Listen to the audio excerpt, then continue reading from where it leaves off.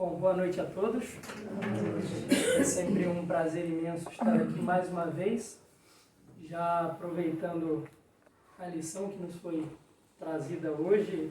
Gostaria de agradecer a oportunidade, como sempre. É sempre motivo de muita gratidão estar aqui hoje facilitando o estudo, porque é para a gente também, antes de tudo, uma grande reflexão, um grande estudo acerca do tema, para nos prepararmos para, enfim, trazermos as lições do Evangelho. Bom, o tema proposto hoje, pelas suas obras é que se reconhece o cristão, está lá no Evangelho segundo o Espiritismo, no capítulo 18, item 16.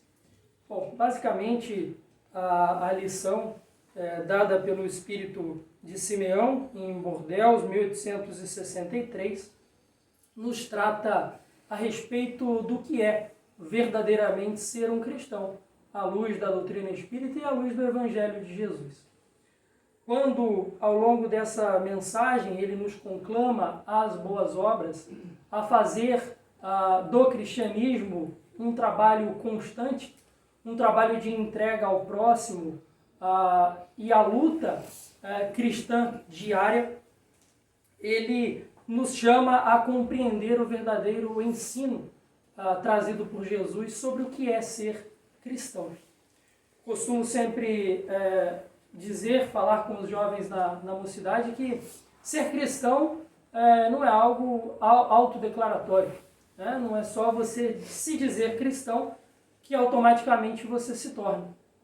E vivemos hoje em um mundo onde muitos daqueles que dizem ser cristão dizem da boca para fora, como nos traz o Mestre, Nem todos os que dizem Senhor, Senhor entrarão no reino dos céus, mas somente aqueles que fazem a vontade de meu Pai que está nos céus.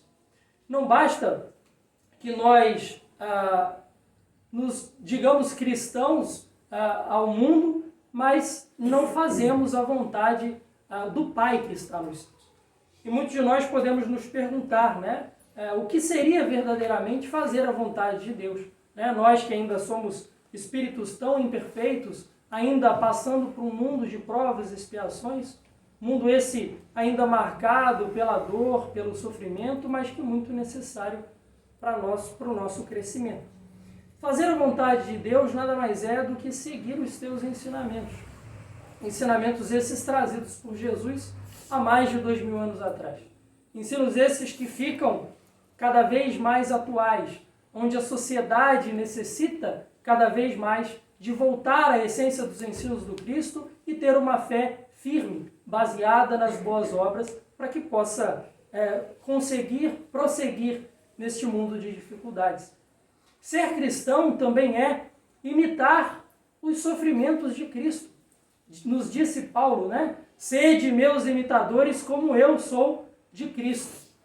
Quando ele diz imitar a Cristo, ele quer dizer em todos os aspectos. É muito fácil nós imitarmos a Cristo sendo bonzinho com aquele que nos quer bem, com aquele que nos trata com bondade, que é carinhoso para conosco. Porém, ser imitador de Cristo também é amar o odioso, o ingrato, aquele que nos quer mal, que nos calunia, que nos persegue. É nisso que consiste imitar o Cristo. E aí que mora a maior dificuldade. A dificuldade reside em olhar aquele nosso semelhante, que é filho de Deus como nós somos, Tendo as mesmas oportunidades nas sucessivas encarnações que o Pai nos concede. Olhar para ele e enxergar verdadeiramente uma criatura semelhante a nós. E que precisa, muitas das vezes, de mais carinho, mais amor e mais compreensão, porque ainda está em uma trajetória evolutiva que, por vezes, nós já conseguimos passar, tendo determinados erros que nós já vencemos. Já conseguimos transpor algumas barreiras, pequenas que sejam, mas hoje já nos conservamos em evolução.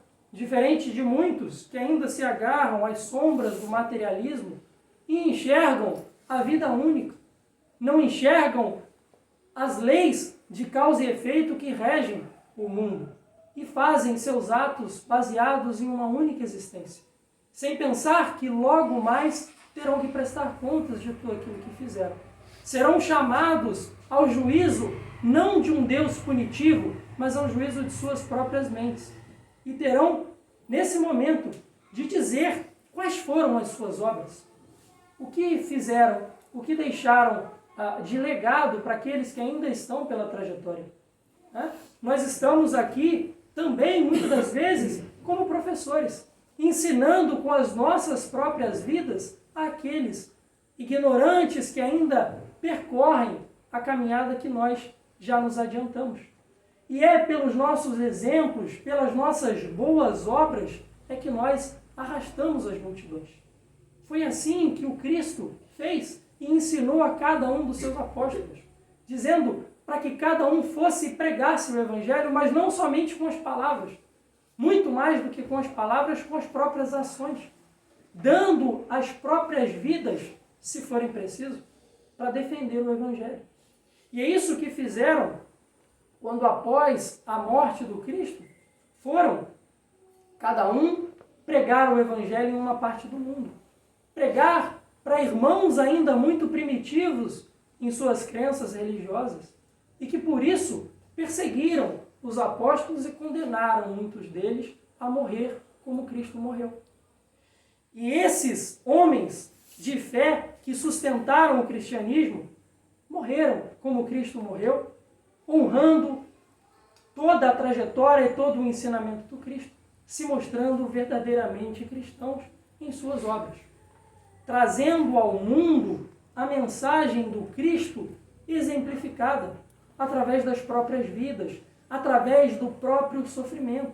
Muitas das vezes, nós hoje, cristãos modernos, na facilidade que a modernidade nos trouxe, no aconchego de uma casa espírita como essa, na tranquilidade que temos de estudar, refletir e pregar o Evangelho, nós não nos preocupamos, não temos as mesmas preocupações que os cristãos primitivos, de saber se, após a pregação, permaneceriam vivos, se não seriam perseguidos, se não seriam torturados e mortos por amor a Cristo. Nós hoje temos a tranquilidade, a facilidade. Será que estamos pregando o Evangelho como Cristo espera de nós? Será que estamos dando nossas vidas como exemplos vivos do que é ser um bom cristão? Lembremos da passagem ensinada pelo Cristo do bom samaritano.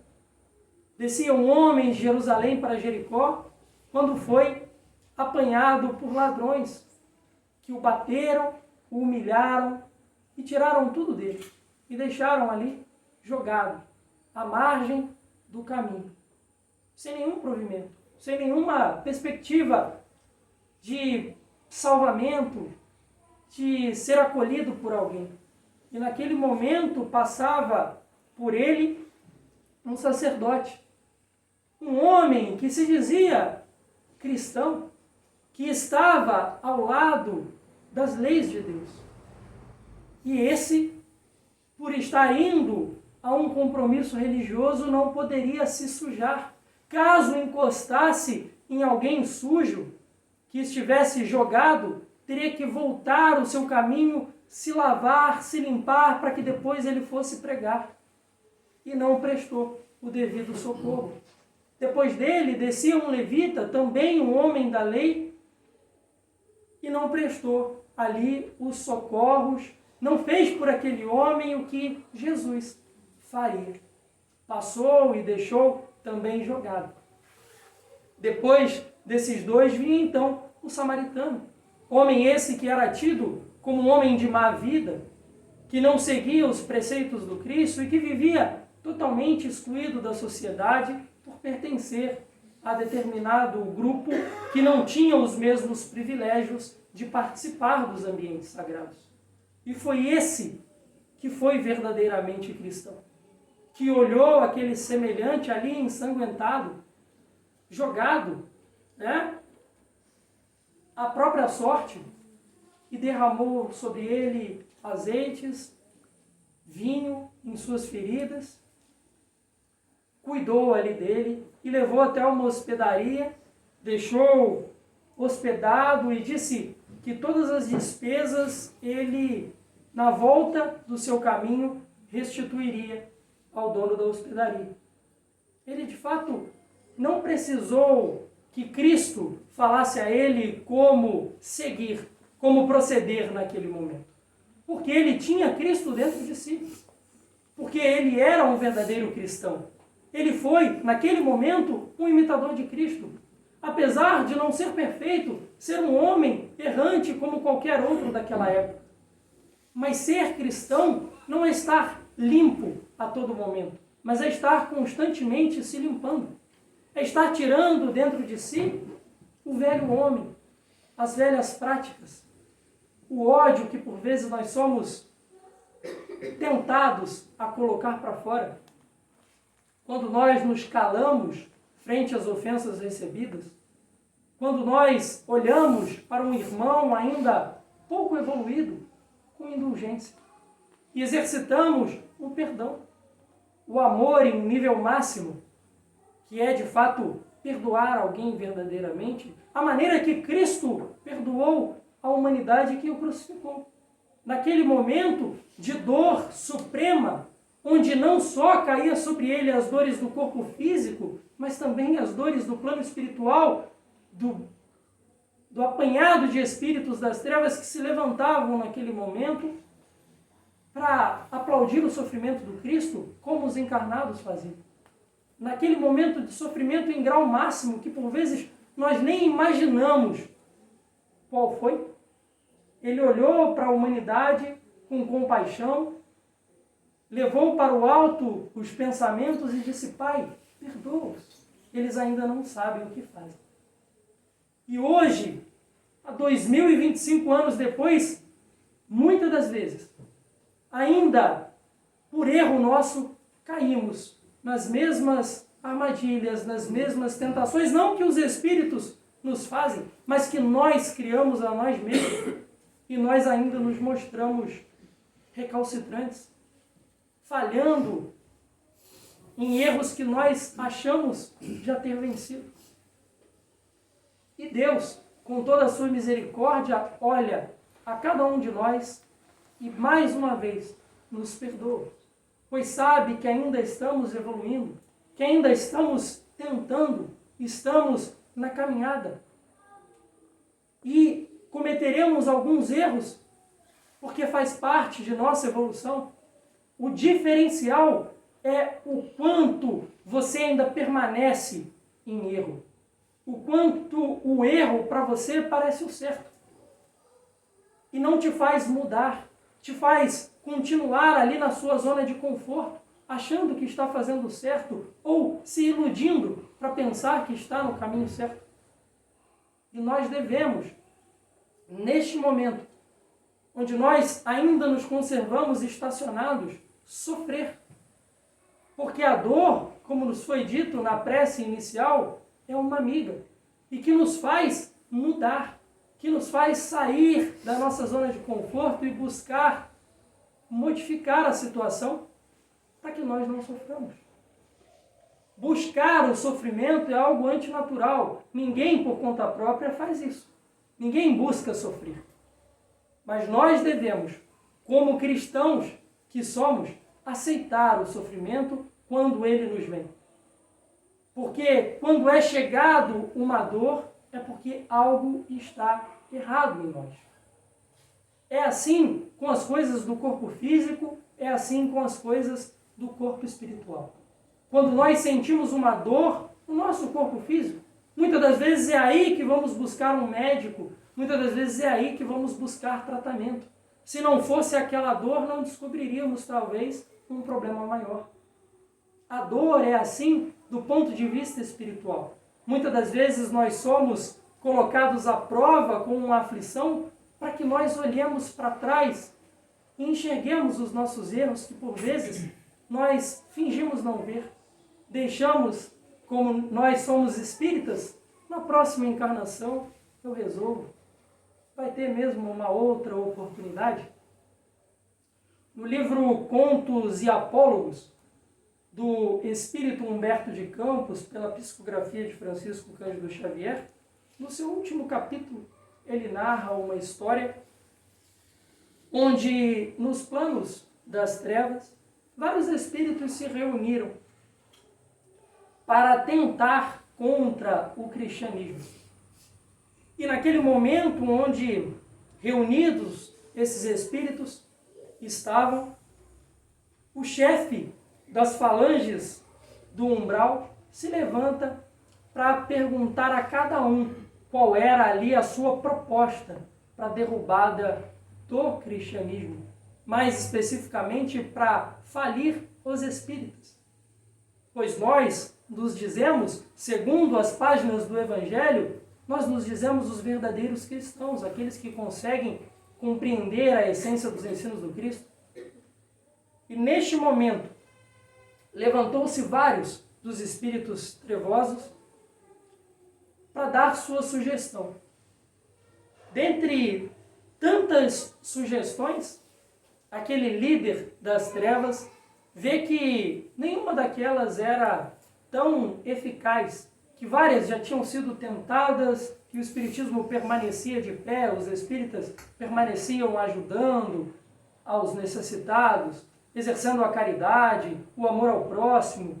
Naquele momento, então, que se levanta um dos mais silenciosos naquela assembleia e propõe o seguinte: vamos reforçar na cabeça dos espíritas mesmo de que a vida continua, de que existem outras encarnações para além desta encarnação, que existe a pluralidade dos mundos habitados e das possibilidades de reencarnação.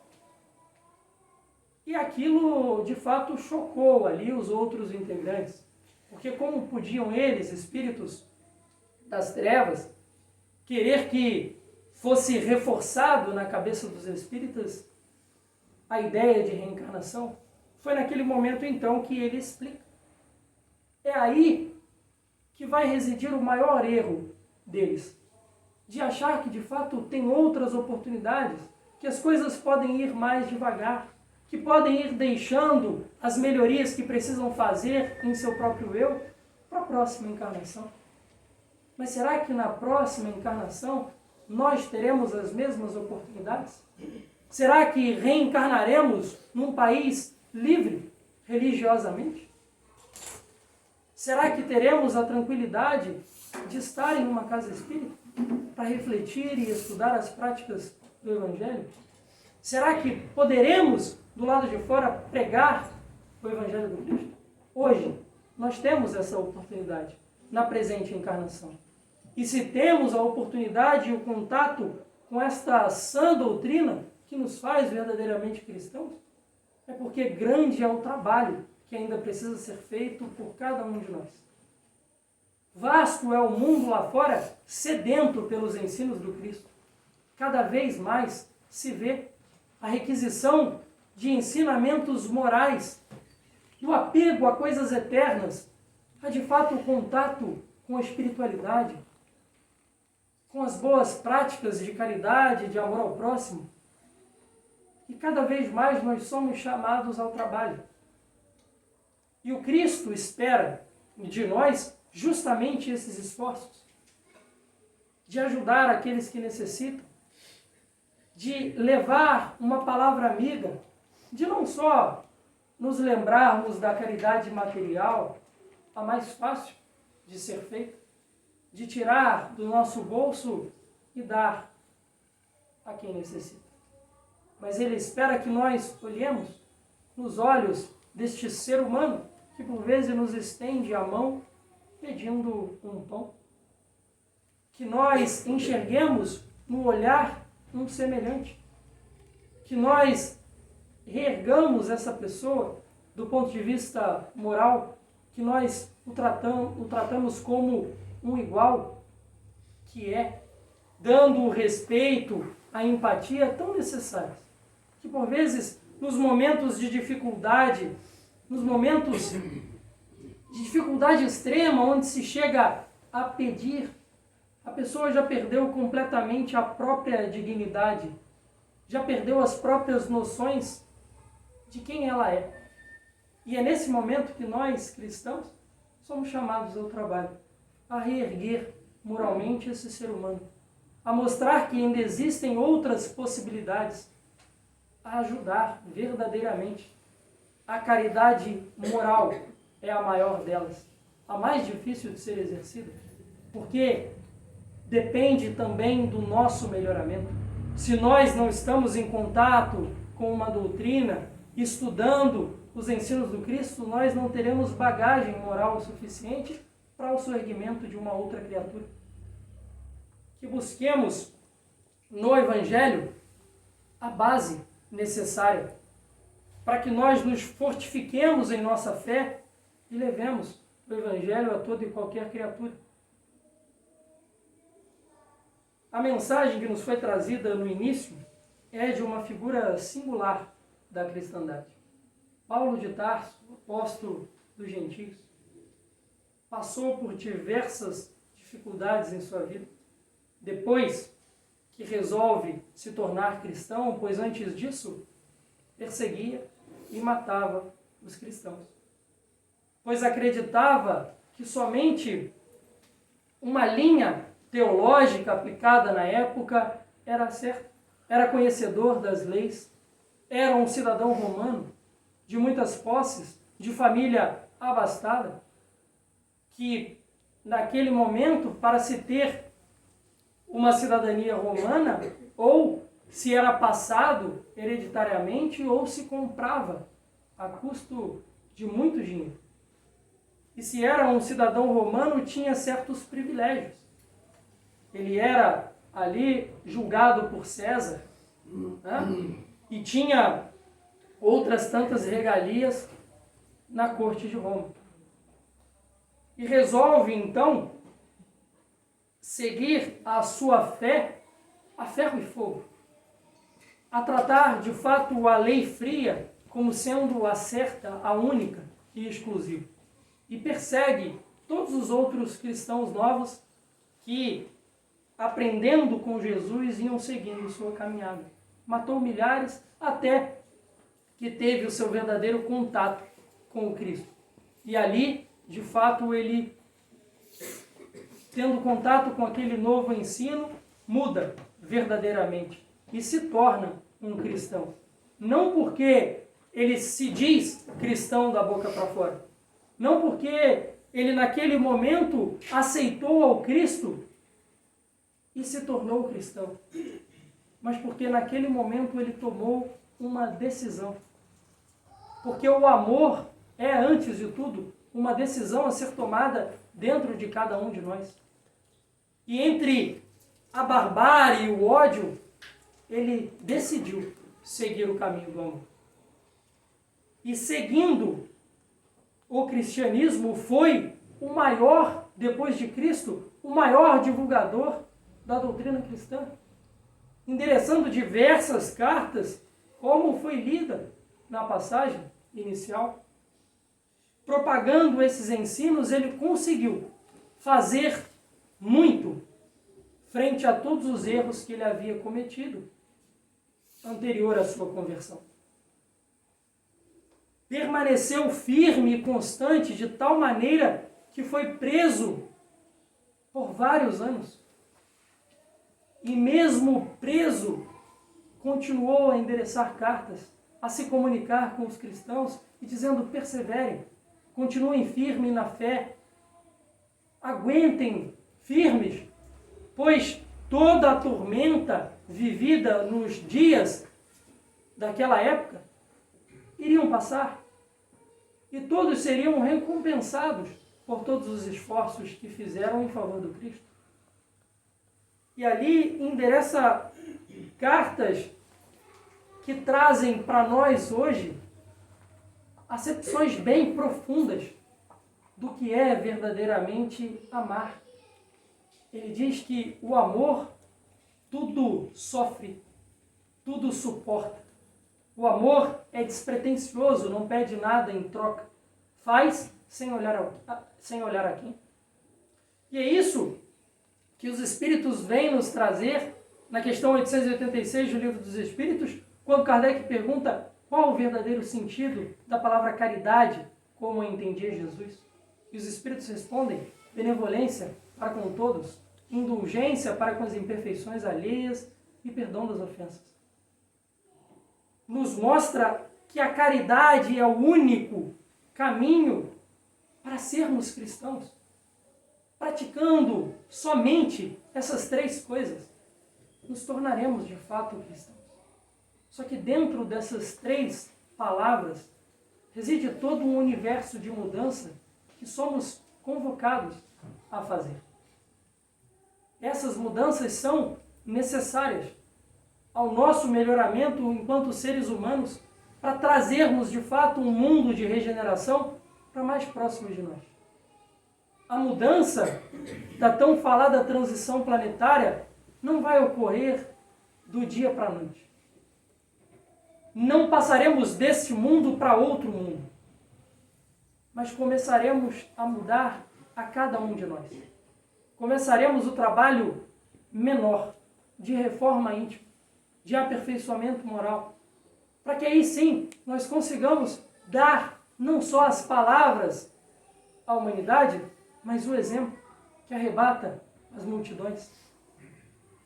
Certa vez, Bezerra de Menezes foi indagado em uma de suas assembleias de estudo e divulgação do Evangelho, fato esse narrado até no filme.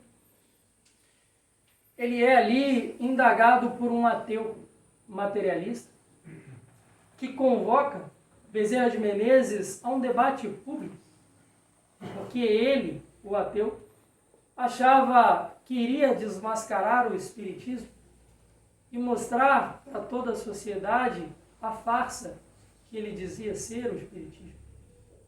E naquele momento onde ele se levanta e convida ao debate, Bezerra de Menezes, então, com toda a sua calma e sua tranquilidade, olha para aquele irmão com indulgência, olhando que ainda era um ser ignorante, que ainda estava por evoluir. E diz que ele aceitaria o repto caso o irmão materialista trouxesse até ele alguém que perdeu um irmão, mas que o materialismo tinha dado novas esperanças. Pediu que trouxesse até ele alguém desorientado, entregado aos vícios, mas que o materialismo tenha soerguido. Convida alguém que tenha perdido um ente querido ao suicídio, mas que o materialismo tenha dado novas esperanças, que o materialismo tenha dado a certeza de que coisas melhores viriam. Naquele momento, Bezerra de Menezes faz a esse irmão uma convocação à reflexão, a compreender de fato o que o espiritismo e o cristianismo vêm fazendo pela humanidade, soerguendo pessoas moralmente, trazendo à vida a diversos irmãos que estavam entregues à depressão, ao vício, à iminência de um suicídio, à descrença completa na providência divina, a própria descrença em Deus, mas que o espiritismo, por meio do cristianismo redivivo, soergueu. E naquele momento o ateu recua e se senta, como quem tinha visto o erro que tinha acabado de cometer. Pois que o materialismo esvai-se por si mesmo, não se sustenta.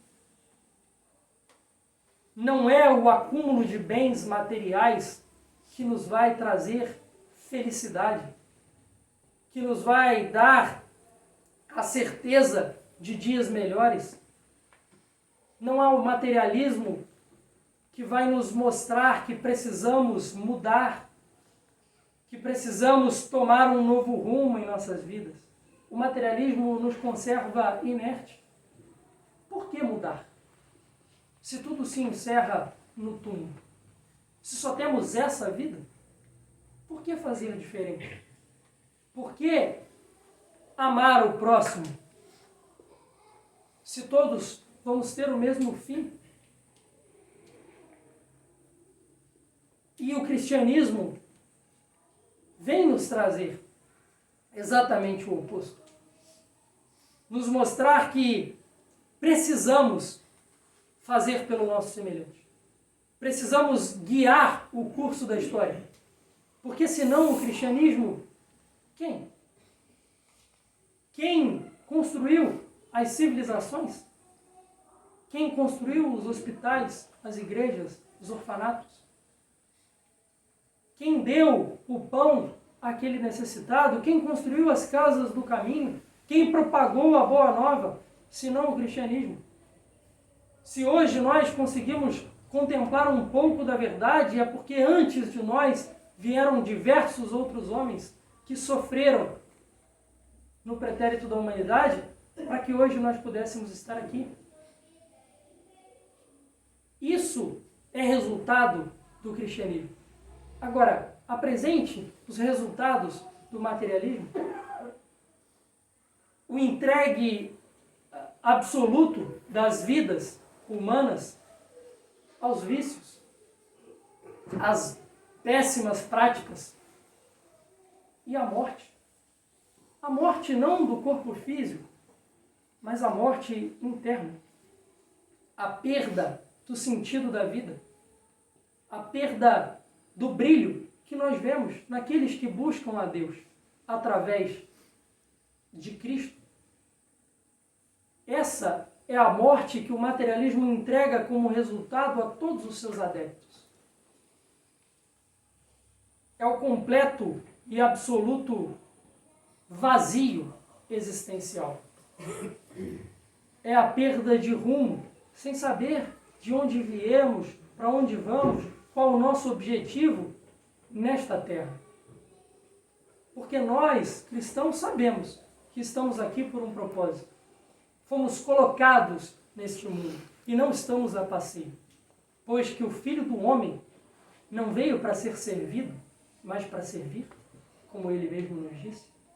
Nós estamos aqui para servir, para auxiliar os nossos semelhantes, para levar esses ensinamentos a mais lugares.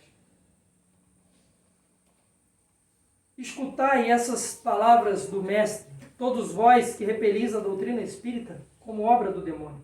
Abri os ouvidos, que é chegado o momento de ouvir.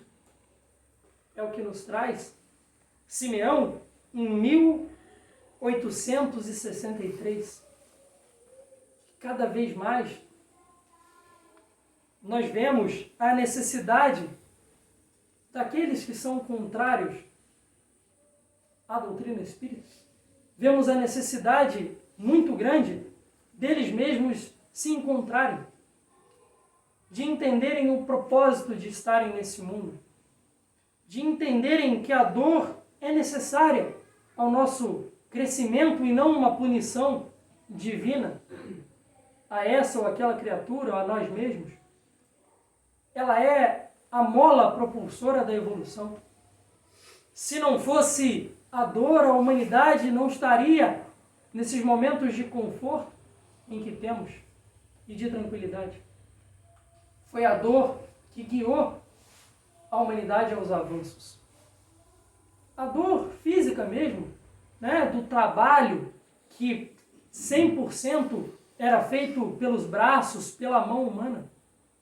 Criou-se a necessidade, então, da construção das máquinas, do auxílio dos animais no início, para que os seres humanos pudessem se debruçar sobre outras questões e não só ao trabalho manual e braçal, mas que pudessem ter outro tempo para se dedicar ao cuidado dos próprios espíritos.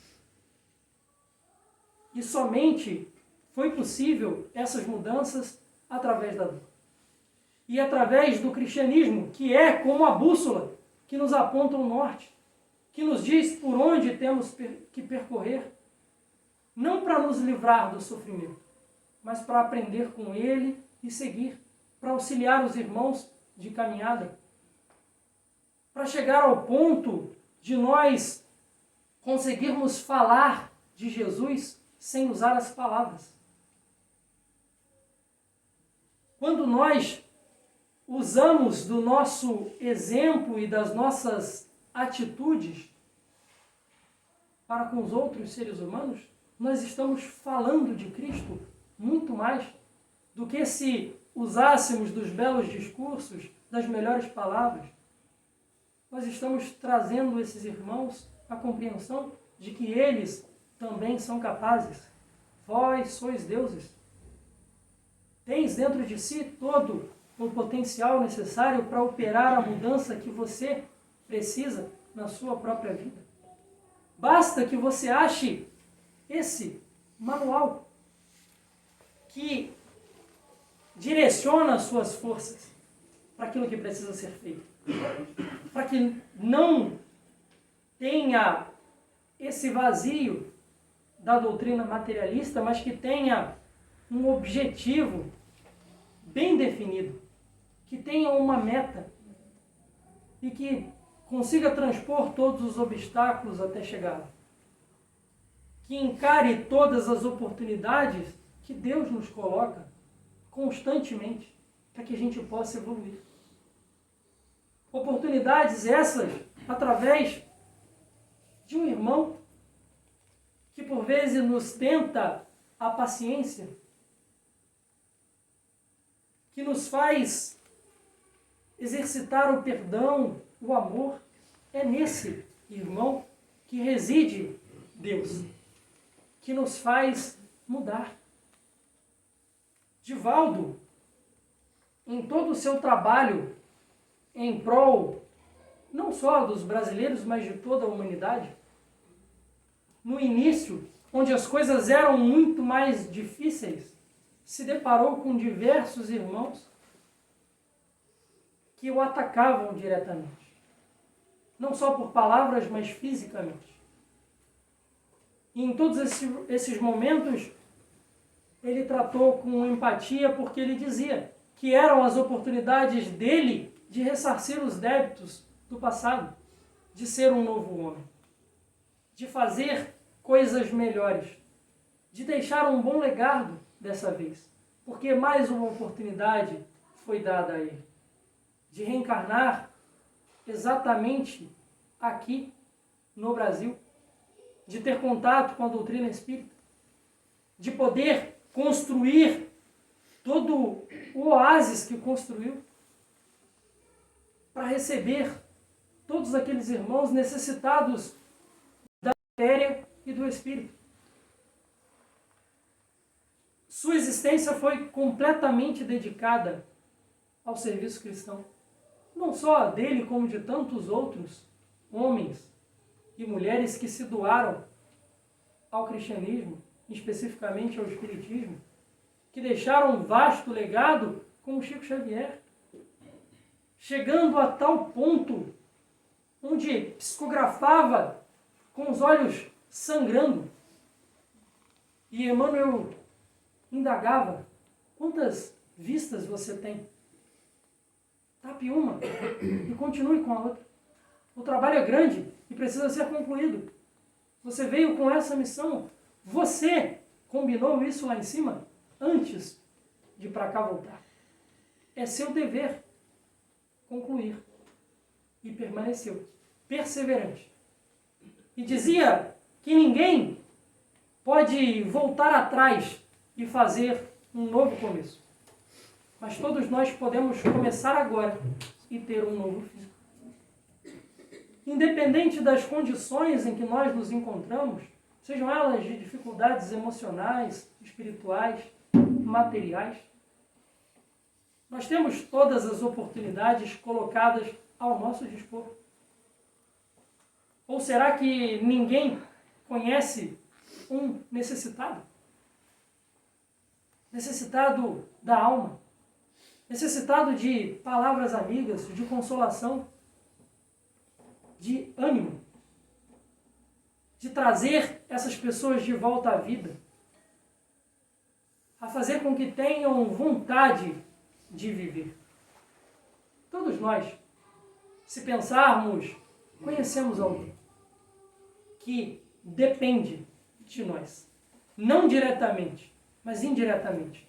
Porque não é, talvez, um familiar, talvez não seja nem um amigo próximo, mas nós conhecemos alguém.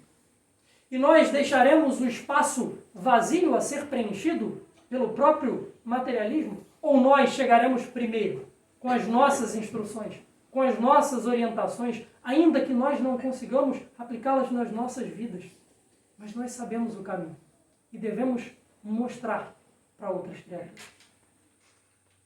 Ou será que um doutrinador em uma mesa mediúnica é alguém mais evoluído, que sabe mais, que não erra? Pelo contrário, é um errante também, mas que orienta aquele irmão desencarnado a como proceder, dizendo: não sou melhor que você, mas sei o caminho. Caminhe comigo e eu te ajudarei. Não existe, como eu disse, espaço vazio. Se o cristianismo não entra preenchendo com suas boas obras, onde não há luz, se criam sombras. Então nós deixaremos o nosso campo de trabalho, sairemos dos nossos postos e deixaremos a sorte das trevas. Cristo nos convoca em todas as passagens do seu Evangelho a agir. Faça. Ame. Ele nos convoca à ação, a não nos conservarmos inertes, esperando que as boas novas cairão do céu, porque nós somos agraciados pela bondade divina, ou é só seguir, aceitar ao Cristo, dizer da boca para fora, entoar palavras bonitas, cantar belas canções, mas sem fazer nada. Cristo falava, Cristo levava o conhecimento às massas, mas mais do que aquilo que ele falava, é aquilo que ele vivia. Porque muitos vieram antes do Cristo e falavam,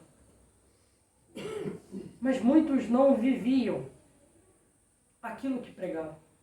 Cristo pregava e vivia.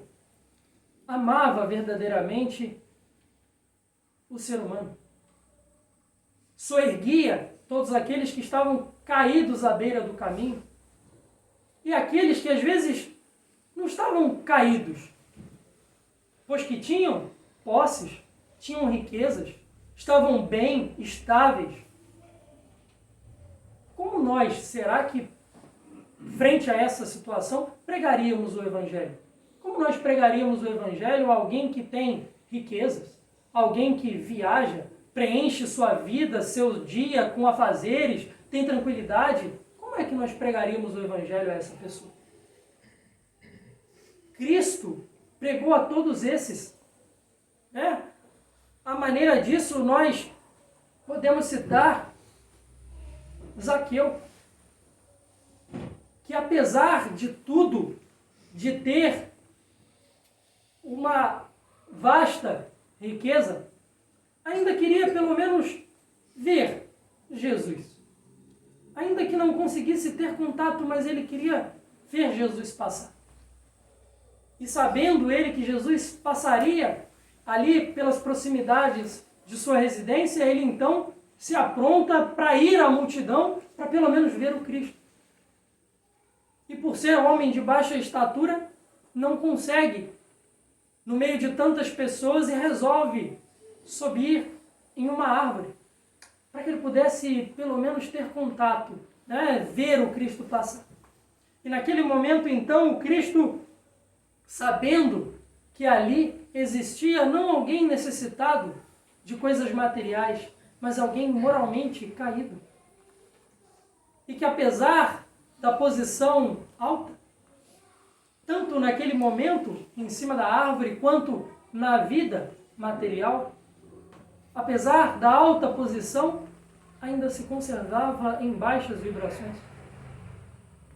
E Jesus olha para ele e diz: Desça já daí, Zaqueu, pois hoje eu me hospedarei em sua casa. E é isso que Jesus quer fazer com cada um de nós todos os dias. Ele quer vir e se hospedar em nossa casa. Ele quer, de fato, preencher nossas vidas, nos dando a certeza da vida eterna, nos dando a certeza de que não somos deste mundo, estamos neste mundo por necessidade. A verdadeira vida é lá e não aqui. Quando alguém parte, a dor é grande, mas a certeza de que está de volta à verdadeira vida deve ser maior. E será que estamos preparados, como Zaqueu estava naquele momento, para receber Jesus e mudar? Depois daquele jantar que Jesus e os discípulos tiveram na casa de Zaqueu, que está detalhadamente narrado no livro Boa Nova, também de Humberto de Campos, onde ali Zaqueu tem contato com todos os ensinos de Jesus frente a frente, e ele resolve largar tudo e seguir o Mestre. Será que nós estamos dispostos a largar tudo e seguir a Cristo? O tudo aqui, hoje, não se refere aos nossos bens materiais, mas largar tudo que somos hoje, tudo aquilo que nós julgamos como verdade absoluta para nós mesmos, tudo aquilo que nós julgamos estar certo na maneira de fazer. Será que estamos dispostos a deixar tudo isso e seguir o Cristo? Não só seguir, né? Não só perseguir e caminhar, andar com Ele, mas viver como Ele vivia.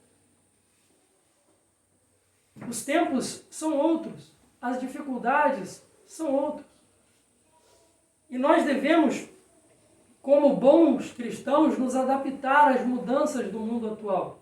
Comento muito, Mateus aqui, Vitória, Tiago, é testemunha disso. Nós já estamos há muito tempo estudando, né, como é ser cristão no mundo atual. E principalmente como é ser jovem cristão no mundo atual. E nós vemos que as dificuldades vividas lá atrás não são as mesmas. Mas o Evangelho é o mesmo. A necessidade é a mesma. O mundo permanece necessitado de Cristo como estava na época em que aqui ele esteve. E nós temos o mesmo Evangelho para pregar. E será somente esse. Pois que esses ensinamentos que aqui estão postos é mais atual do que a notícia de amanhã. E vai permanecer assim pela sucessão dos tempos. Nós só vamos largar o Evangelho do Cristo à medida que nós consigamos fazer tudo que aqui está descrito. É o nosso roteiro, é a nossa bula moral. Quando nós deixarmos as velhas práticas e olharmos para o Evangelho e falarmos, não, de fato agora sou cristão completo, estou preenchendo todos os requisitos que Cristo nos convida a preencher, aí sim seremos espíritos puros. E aí é que o trabalho vai começar de verdade. Porque se nós achamos que vamos evoluir para chegar em mundos ditosos e permanecer lá como espíritos perfeitos, volitando de um lugar para o outro, andando em pastos verdejantes, estamos muito enganados. Toda essa trajetória de evolução foi o primeiro trabalho. O trabalho moral de nós mesmos.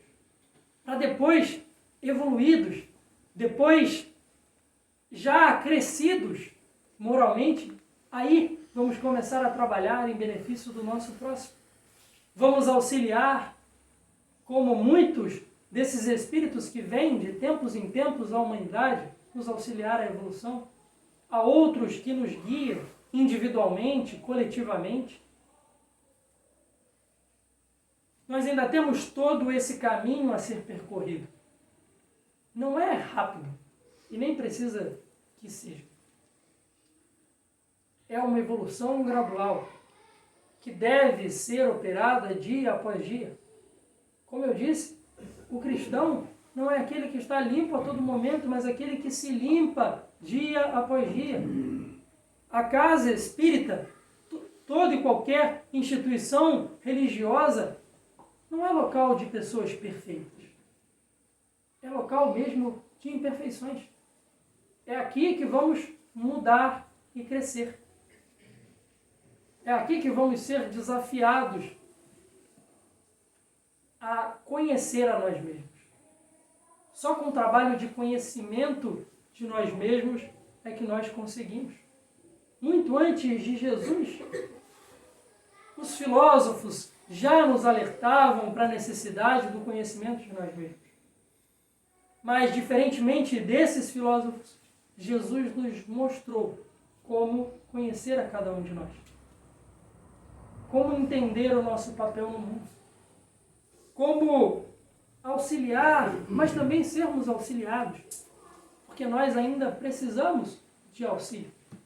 E a todo momento Ele está disposto, de braços abertos, a nos receber.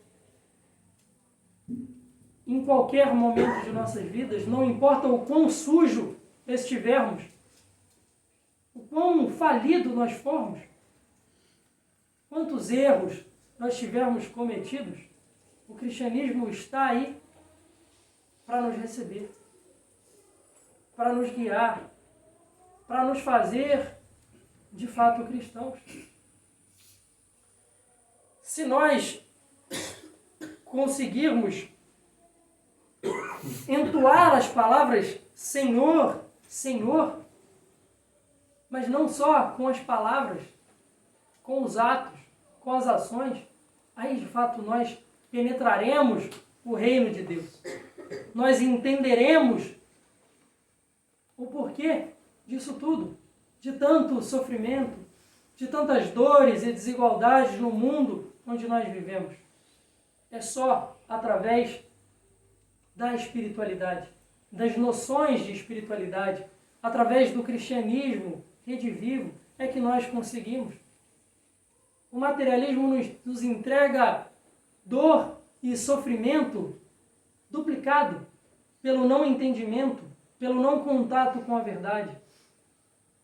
Nós ainda achamos que não existe solução para as mazelas do mundo. Mas dentro do Evangelho de Jesus nós entendemos que a solução para os erros e defeitos da humanidade está no melhoramento de nós mesmos. E nós saímos de meros coadjuvantes para protagonistas de nossas próprias histórias e convidados a trabalhar pela nossa evolução. Agarrar essa oportunidade como bendita que é. Por vezes ficamos por longo período no plano espiritual esperando uma oportunidade de voltar, porque agora eu quero fazer tudo diferente. Agora eu sofri, vi o que não fiz, o que deixei de fazer e quero uma nova oportunidade. Mas ainda terá o seu momento de refazimento espiritual para que possa retornar. Então, para que nós não precisemos passar por tudo isso, pois nós já temos contato com a verdade, nós nos esforcemos hoje para fazer hoje um novo fim. Somente através dessas orientações nós conseguiremos. Não é em outro lugar, senão no cristianismo, senão nos ensinos do Cristo. Quem Deus mandou a humanidade para que servisse como modelo e guia? Os Espíritos respondem, Jesus.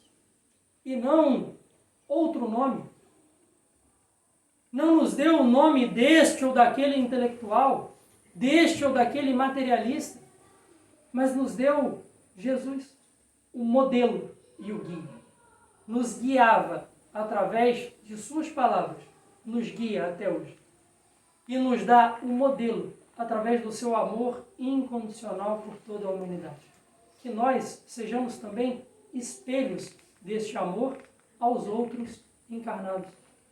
Que levemos, que multipliquemos, né? Que sejamos multiplicadores do Evangelho do Cristo. para mais criaturas. Esse é o nosso chamado, é o nosso propósito neste planeta de dor e sofrimento. É para sofrermos também, mas é para modificarmos e trazer conosco mais irmãos, mais almas para Deus, através de só um caminho, o da porta estreita, não o da porta larga, do Evangelho do Cristo, não de qualquer outra doutrina. Só temos esse dever. E nós devemos fazer da melhor forma possível, nos doando em absoluto ao trabalho edificante do bem. O Evangelho nos convida a somente isso. Que nós nos debrucemos sobre essas palavras e estudamos ela em profundidade. Que nós busquemos conhecer o Evangelho. Contato diário, constante com Deus. Através da prece. Através de momentos de reflexão como esse. Mas também momentos de estudo individual. De nós sentarmos e falarmos, hoje eu vou conhecer a história de um cristão. Vou pegar, por exemplo, a história de Paulo e vou conhecer quem foi Paulo. Vou pegar João e vou conhecer quem foi. E assim nos espelharmos, né? Buscarmos os nossos modelos à maneira do Cristo. Como disse Paulo, sede meus imitadores como eu sou de Cristo. Porque Cristo é o modelo. Os outros que vieram abaixo dele são cristãos também, que estavam tentando e conseguiram, na presente encarnação, mudar.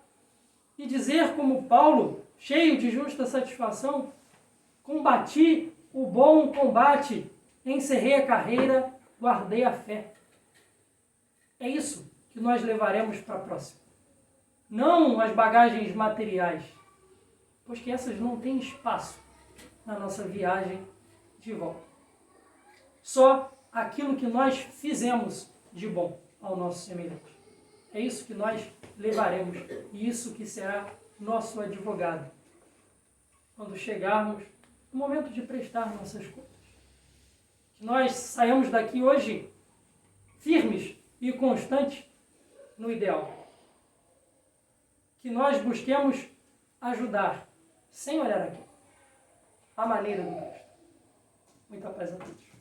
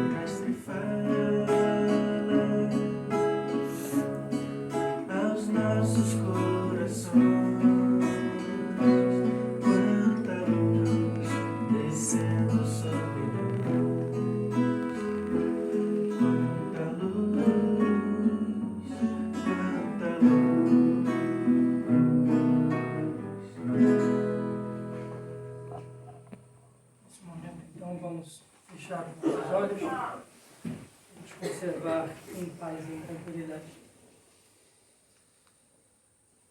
Rendemos graças ao Senhor mais uma vez por essa oportunidade bendita de nos encontrarmos nesta casa para mais esses momentos de paz e reflexão. E sintamos neste momento a presença sublime do Divino Amigo no meio de nós. Que sintamos esta luz que recai sobre cada uma de nossas dificuldades, sobre cada uma de nossas dores físicas, emocionais, espirituais.